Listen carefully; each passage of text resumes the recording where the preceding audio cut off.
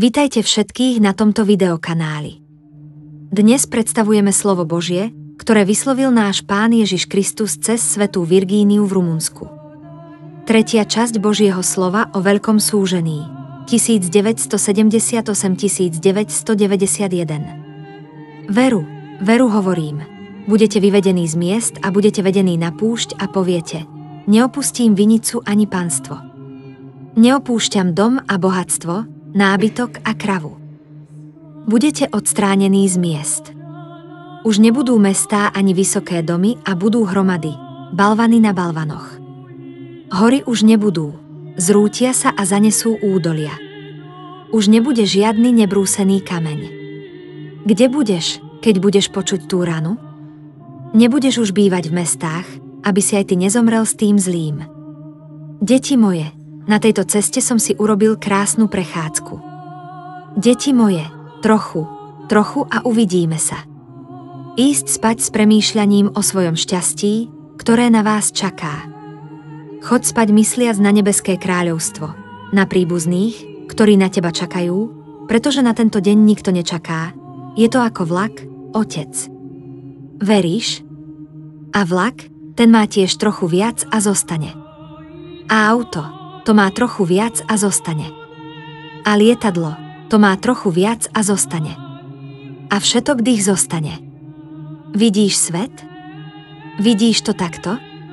Ako je to teraz? Nebude, ale bude vyzlečené a suché.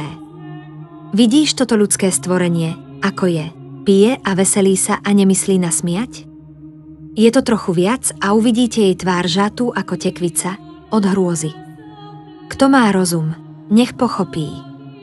Človek nebude klamať chorý, lebo z tejto choroby už neustane, lebo už nebude lekárov, kňazov a almužny a bude ležať, kým sa neroztopí ako vosk.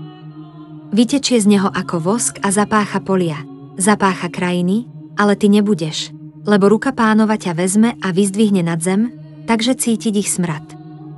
Vstúpte do svedomia, pretože všetko sa mení zo dňa na deň. Budeš mať brata, budeš mať matku, budeš mať sestru, ktorá od teba odíde a modli sa, aby ich odchod nebol do záhuby. K súženiu je ešte jeden krok a budete bojovať so zbraňou v ústach a vo svojom sôci a nikto neuvidí, že táto zbraň je vo vašom sôci. Kresťan, neviaž sa na svet, pretože diabol nikdy nebol tak zmocnený ako teraz. A prosím, milujte mannu, ktorá vám dáva silu, aspoň 3-krát týždenne, pretože je liečivá.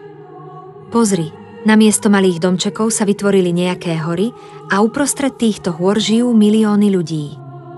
A budete sa pozerať a kričať: je mama, otec, švagriná alebo sesternica. A už neodpovedajú a už neuvidíte tieto vôchy, lebo prach z prachu ešte zostane, ale z týchto vôchov nezostane nič a vy sa budete čudovať. Kde je stvorenie z týchto hôr s mnohými telami? Veľa tiel? I ja nič neuvidíš. Prosím, nenadávaj ani neplač. Toto robí muž, ktorého ste dôžali v náručí a kričali, aby ste žili. Ceauscu, hľa, žil a všetok dých zničil. Rozptýlil som ťažké choroby po svete, že množstvo sveta, ktoré má nepriateľstvo voči vám a mne, zahynie v ťažkých mukách a zomrie na 3 časti a tak zahynie. A ak nebude činiť pokánie, zahynie aj to, čo zostane. Pán ťa chráni, ale keď opustíš môj ovčinec, si nakazený, to je všetko. Ochorel si a zomrel. Pán hovorí: kto má uši na počúvanie, nech počuje. Aké krásne mesto je Bukurešť. Aké krásne mesto je Tiegovistá. Aké krásne mesto je Pucioasa. Aké krásne mesto je Brašov. Ale vedzte, že už nebudú a rozpadnú sa. Beda ti, Antikriste, že si oklamal svet. Beda ti, človeče sveta, ktorý si sa pridal k tomuto kráľovi. Žiaľ. Beda ti, zem a more, lebo budeš veľa tôpieť, lebo tvoje mietvoly ležia na všetkých cestách a vo všetkých priekopách. Buďte verní, lebo všetci uvidia, čo hovorí Pán. Ten, kto je s Bohom, zachráni 1000 generáciu, ale nie tí, ktorí boli na tomto mieste. Za skutky nikto nedostal korunu. Svätí idú a pýtajú sa: vie toho viac, Pane? Choďte na svoje miesta, lebo kým neprídu veľké súženie, nebudeme rozdávať dary.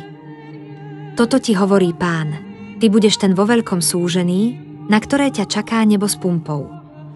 Ach, Rumunsko, Rumunsko, drahá krajina. Ako ste sa mali, ako ste sa tam dostali? Bukurešť, krásne mesto, budeš obrátený na ruby, lebo je v tebe veľa pohanov. Vo vás je veľký luxus a veľká zhýralosť a bezbožný svet. Ach, mám tu aj hestku svojich milovaných ľudí. Je veľa takých, ktorí dávajú peniaze na výrobu kňazov, ale nie sú hodní vykonávať službu a vysmievajú sa Božiemu odevu. Na zemi nie je čas stať sa kňazomant, už niet času, lebo zem sa vymýva. Boh z teba robí kňaza bez peňazí. Ak sa utiekaš za Božím slovom, musíš ho naplniť. Hneval si sa na Boha, že si neúspel na skúške, lebo nemáš peniaze. Myslí si ten, kto úspel, že prichádza ďalší vek? Kde slúžiť? Zem sa odplaví. Za lepšie peniaze dal almužnu, aby uvoľnil miesto na službu v nebi. Synovia, majte na pamäti, že prichádza umývanie zeme a po umytí už Satan nebude šliapať na umytú zem a ktokoľvek bude vládnuť zemi, už nebude mať žiadnu túžbu po Satanovi. Cez 9 krajín som dal smiať tým najmenším. Vieš ako žať? Po tisíckach a miliónoch prichádzajú do neba. Prečo? Aby už drobci netrpeli. Veríš? Deti moje, keď pocítite chvenie, výjdite von z domu a modlite sa na kolenách pod jasnou oblohou. Prečo by som si mal zachovať zem? Pre dnešnú mládež, ktorá, ak rada chodí nahá, tak chodí a sedí na pláži? A uvidíte, ako sa more bude nafúknuť, ako sa to stalo predtým. More sa nafúkne a zakrie prázdnotu na svojom brehu. V mnohých krajinách začali smútok snehovými lavínami, záplavami, ohňom, ako aj krajiny vzdialené od Boha. Ale tu, kde je Božie hniezdo, kde je Boží zostup, som chcel chrániť, aby ste posilnili krok prípravy. Ak chcete žiť na zemi, buďte trpezliví, lebo ja umyjem zem od všetkej špiny a potom vás urobím dedičmi na čistej zemi, ale aj vy buďte čistí. Synovia, zaobstarajte si včas potravu pre svetlo v stene a nenechajte ho horieť v očiach sveta. Nechaj si to, lebo ti prináša nebeské svetlo. Nech sa rýchlo naplní Božia modlitba, lebo prichádza umývanie zeme. Keby tvoje uši počuli krik zeme, je to smutné. Pane, Pane, ako ma môžeš takto zachovať?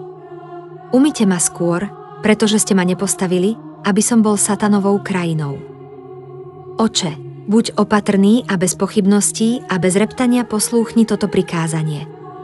Boh vie, prečo ti dáva toto prikázanie.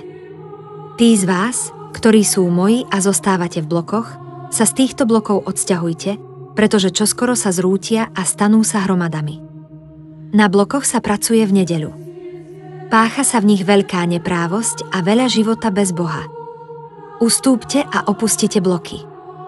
Urobte si dom pre seba takým spôsobom, podľa sily, ako si myslíte, že môžete viesť život so mnou.